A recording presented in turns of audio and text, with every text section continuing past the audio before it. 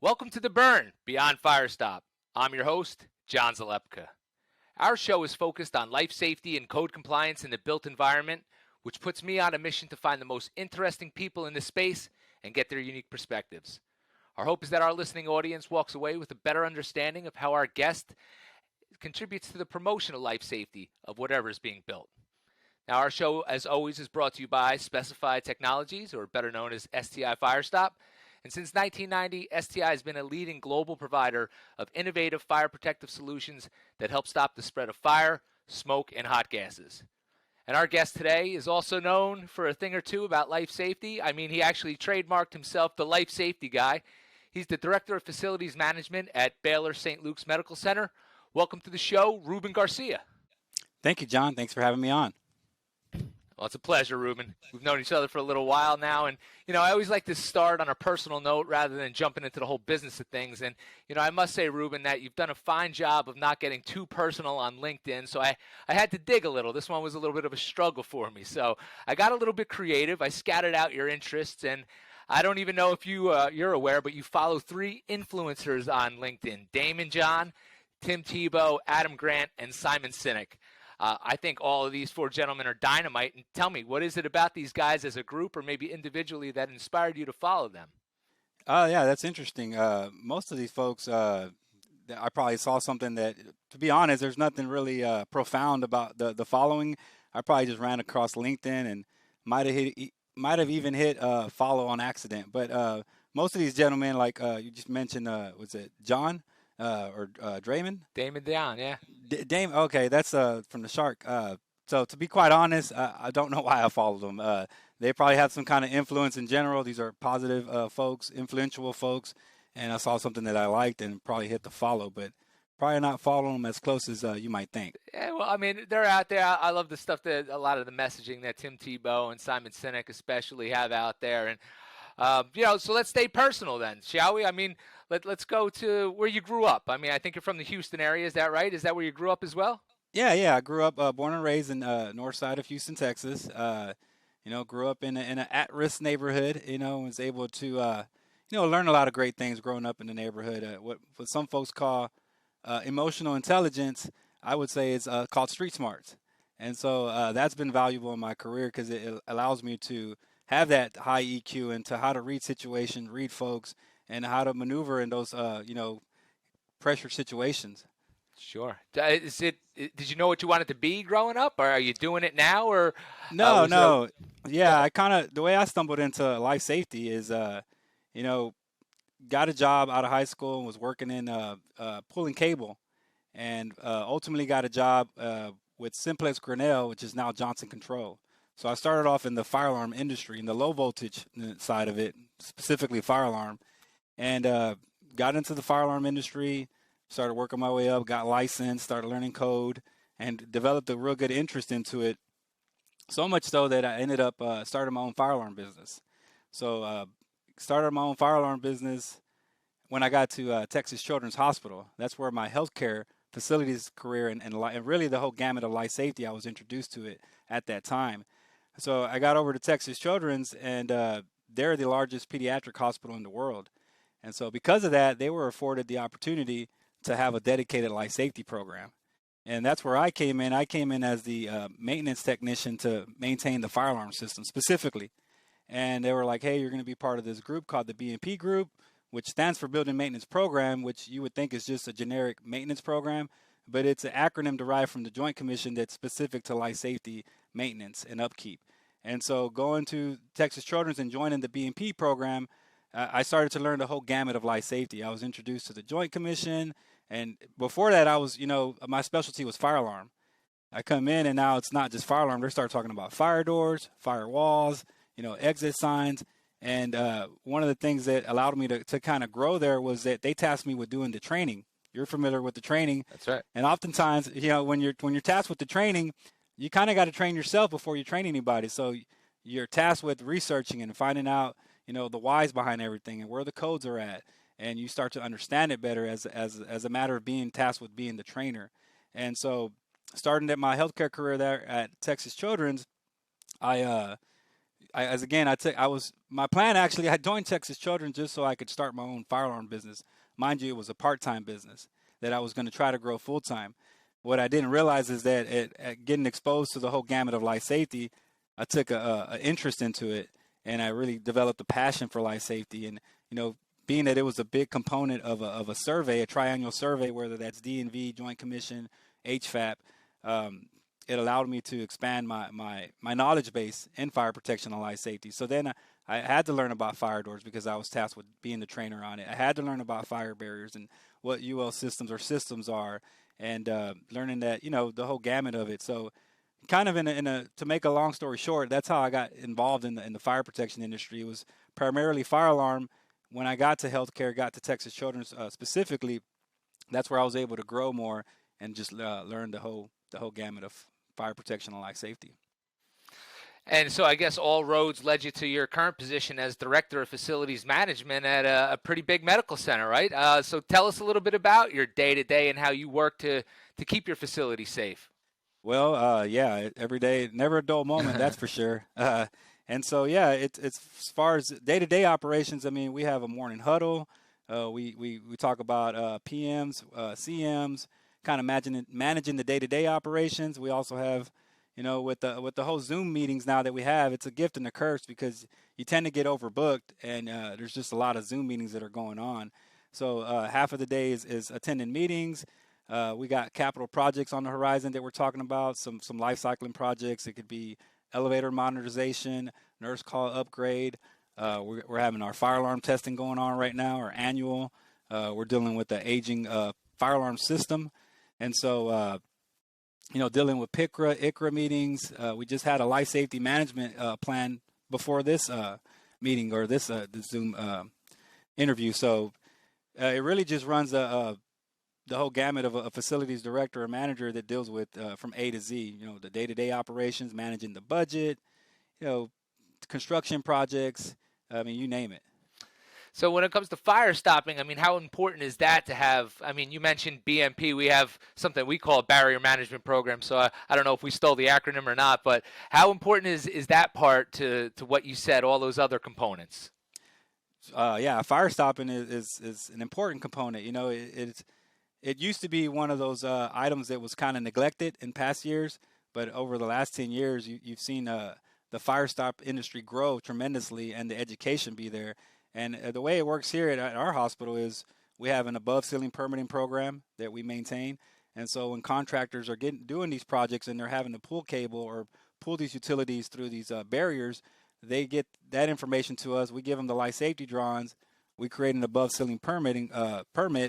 And part of that permit entails that we have to do a follow-up.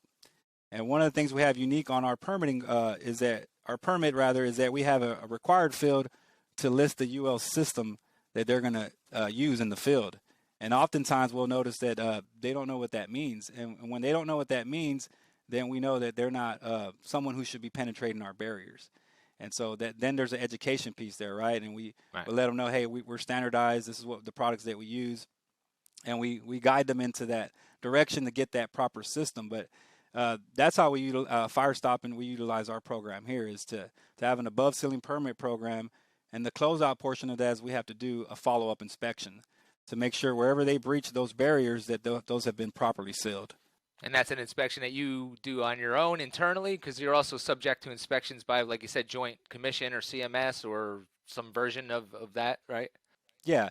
So, yeah, no, definitely. We're accredited by DNV. They'll come out, as any surveyor from any accreditation organization will do, and they'll look above ceiling and try to find the low-hanging fruit, the unsealed penetrations, cables draped on sprinkler lines, open junction boxes, things of that nature. So that's all actually captured in our above ceiling permitting program. Obviously, barriers is a focus, but we're also looking for, other opportunities like the cables on the sprinkler lines and open junction boxes and things of that nature. So it's very important. We try to host two trainings throughout the year with our contractors because, to be quite honest, you can have some internal offenders, but your contractors are your biggest offenders when it comes to, breaching barriers and fire barriers and whatnot. So we maintain a robust program.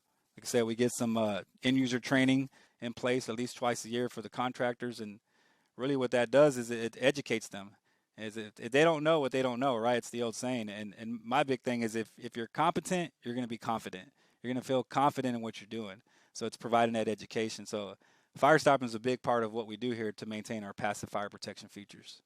Sure. Awesome. Yeah. And the training and the education piece, obviously, sometimes it's just creating awareness about things that need to be done. And you're doing a great job there. It sounds like you've been there about 7 months now. Is that right? Yeah. So And before I was you here. were the director of life safety operations at Acme Architectural Hardware. I want to interrupt you there because I want to talk about the life safety podcast because, inquiring minds want to know that due to your new role, is there going to be a third season? Yes, there is. There Oh, definitely good, is. good. Yes, I've been waiting to get the machine running up here and get acclimated, but I'm getting ready to roll out season 3. I've got some exciting guests on the horizon. Hopefully, you could be one as well. I'd be honored. I'd be honored. Yeah. So no, I'm definitely excited to ramp it back up, and just like you, the podcast is a great thing. There's twofold, right? One, it's a great marketing tool. There's that part, but it's really disseminating that education, right, and educating folks and bringing interesting folks in our industry. So thank you for that too, for putting the content out there. I think folks will always get the little nuggets off each podcast, and then they run with that and they take it in if it resonates. So for sure, I remember when your show first aired. Our director of healthcare, Kelly Mason, was one of your first guests, and I can remember thinking back at the time, who the heck is going to listen to a life safety podcast? And here I am 3 years later with a life safety podcast. So first, I want you to know that you were my inspiration for starting, more so than even Joe Rogan's $100 million contract. And then what's one piece of advice you'd give me as a podcast host moving forward? Stay consistent. Stay consistent because, you get the honeymoon stage, you get it rolling, it's good, it's cool, it's going on, and you got it going, you got guests lined up, and then you kind of hit a wall sometimes, right? Obviously, I'm in a different arena now that doesn't afford me that free time that I had to really hone in on that. But, I've got the time to carve out for it, and that's what I'm going to do. But just stay consistent because even in the beginning, you start off, and we're in the world of views, right? How many views did I get? Not that that's really matters, but in the beginning, it'll start off slow, but it'll start ballooning. So, in 10 years from now, they'll come back and look at these, first couple seasons that you had. So my main thing would say is stay consistent. All right, appreciate it. And, like you said about, why we did this to begin with is just to educate the market, the industry, and, just finding those interesting people and telling them about our craft. I mean, it's you and I met for the first time when you came to Somerville for our Fit Level 2 class. You remember that?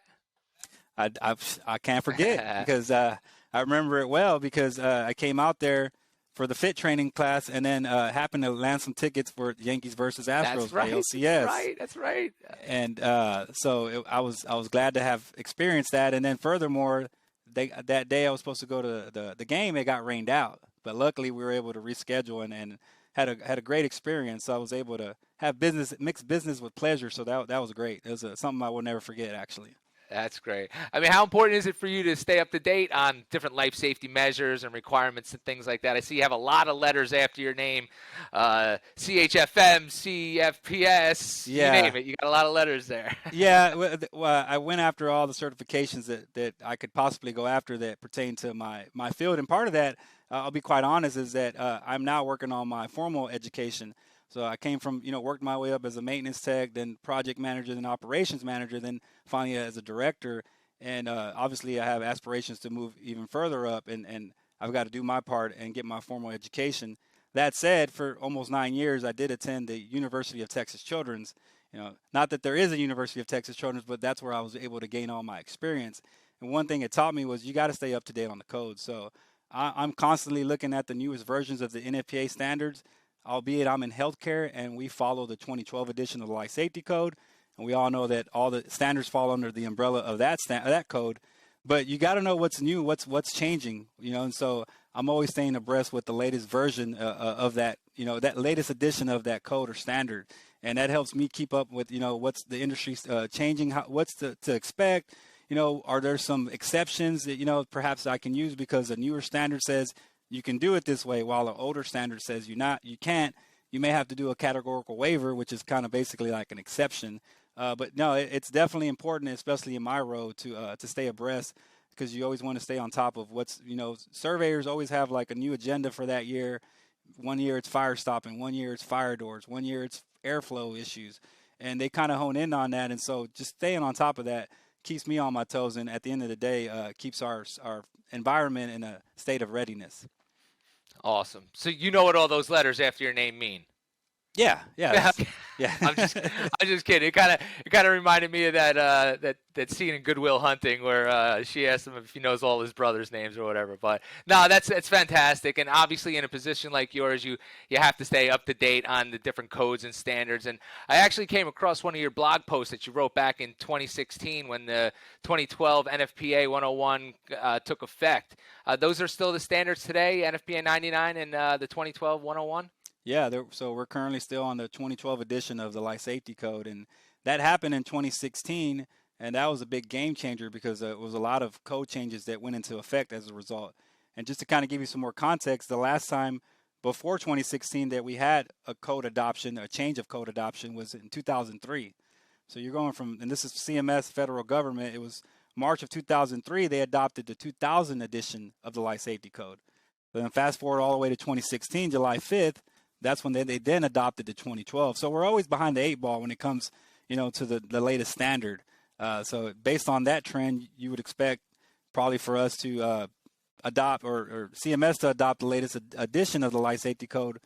If I'm just to guesstimate, somewhere like 2028, give or take. Yeah. It takes a long time before they make these changes. Right, so not really fast forward then, kind of slow forward. But you wrote at that time that there kind of seems to be a conflict between the local building code or the IBC and the NFPA 101. Can you expand on that a little? I know you said you were going to have another blog post at some point, but we seem to find that all the time. And I know that the code says whatever the most restrictive is, but how do you find a balancing act between the two? Well, part of that challenge is that accreditation organizations like DNV, Joint Commission, HVAP, they're prescriptive in following the NFPA Life Safety Code, right? There's that piece. And so everyone knows about the Life Safety Code in healthcare. But all the healthcare institutions locally on a state level are following the IBC to get their state license. So therein lies the issue is you got IBC and Life Safety Code. And then there's some differences, when it comes to even on fire stopping. You have the requirement, and maybe I think on the IBC, it requires like an annual inspection for your barriers, I believe. Can you know if that's confirmed? I could look into that for you, or we could just edit this part out. No, I don't really know the answer to that, Ruben, but well, I want to say that, and I don't know for a fact either, but I want to say there's a requirement, like a finite, you got to do an annual, but that's not in the Life Safety Code. IBC, it requires the special inspector. That's not in the Life Safety Code that from what I've seen. So you have these conflicts that arise in there, and hopefully, those can be synced up because it does cause issues when it comes to accreditation. When they have those surveys, you'll see where a surveyor cites them for having something non-compliant, but they may have had that approved locally with the local AHJ. You run into that a lot. And again, if they were just to sync up, the IBC and NFPA 101, you wouldn't have a lot of these issues that you see out in the field from design versus what you maintain. All right, NFPA and IBC. Ruben is tasking you guys to sync on up so that we can make our buildings safer there. So any other words of wisdom or advice for facilities directors out there to help them keep their buildings safe in light of what you just said, I guess, or anything else that you could advise? Just in general, I would say stay in check with your mental health. And the reason why I bring that up is, we're still in the midst of a pandemic. To your point, I had left for a little bit. I left healthcare, even though when I was on the contractor side, I was still dealing with nothing but healthcare. But I could see the burnout, in general. Everyone's being tasked to do a lot more with a lot little. And so just in general, keep your mental health in check, and make those conversations normalized, and just know that there will be an end for facility directors. There's never really an end. There's never a dull moment, but, just know that the light is I can see the light. So this will all come to an end. Just hang in there and keep doing your best. It's all we can do, Ruben. It's all we can do. But I definitely I appreciate your time today, and I look forward to season 3 coming out with your podcast. So we'll make sure to put the link to your show in our show notes here. So thanks again, Ruben. All right. Thanks, John. Talk to you soon. All right. And a big thank you to everyone else out there in podcast land. We really appreciate the time that you take to listen to our show. We know there's a lot of options out there. So thanks again. And again, be sure to check out those show notes. We'll put the link to Ruben's podcast in there, and maybe he'll actually have me on the show. That'll be cool. We'll cross-promote, as they say. And there you go. All right. And finally, if you enjoyed this episode or our show in general, please show some support. Phone a friend. Tell them about it. Like us on LinkedIn when you see it, or leave a rating or review wherever you get your podcast from. And to catch the latest and greatest from STI, make sure to check out our website, www.stifirestop.com. And until next time, this is The Burn.